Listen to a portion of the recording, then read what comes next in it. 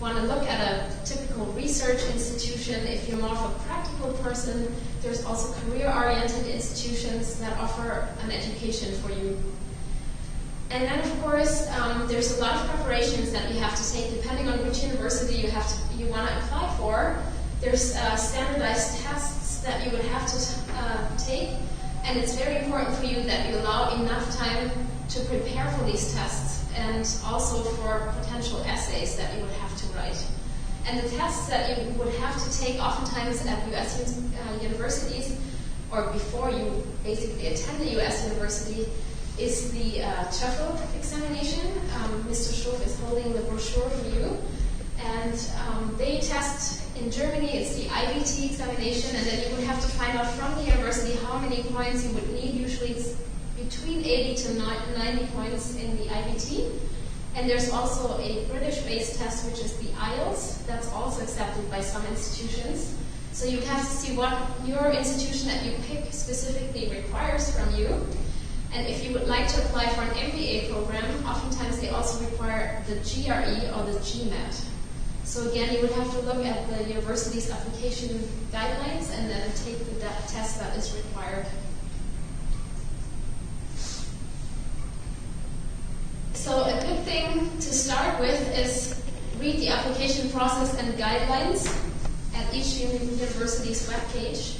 And then I would always recommend for you to take a calendar and write down all the deadlines for the application process, also for potential funding or scholarships that you could receive, so that you have a plan of when you have to submit what.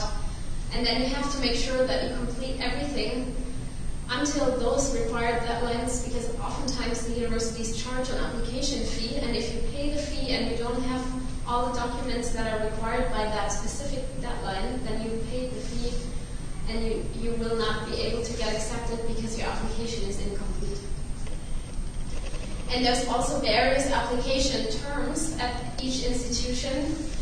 Some institutions have an early notification process where you tell the university it's your first choice, and if they would accept you early, then you basically guarantee that you will go to that institution. Then there's rolling admissions. Those are universities that accept students all year long, for example, in December, in March, in September, and you could apply at any time. You just have to make sure that you have enough time for your visa process. There's also wait lists that some universities place you on if they're very popular and they have a program that has already filled up. They might place you on a wait list and tell you by what date they will be in touch with you again to let you know about their decision. And there's a lot of different terms that you should get familiar with. And always question the unfamiliar. If there's anything that you don't understand, there's a person at every university that is very, very helpful to answer your questions. Just give them a call or write them an email or get in touch with your local Education USA Center. There are very many very helpful people that can answer questions for you that are unfamiliar. Another very important question is how much the institution costs that you want to go to and how much funding you have available, you and your family. So it might also be important to involve your parents into your application process so that from the start you can clarify the question of what kind of institutions you can apply to. And then you can find out about the tuition.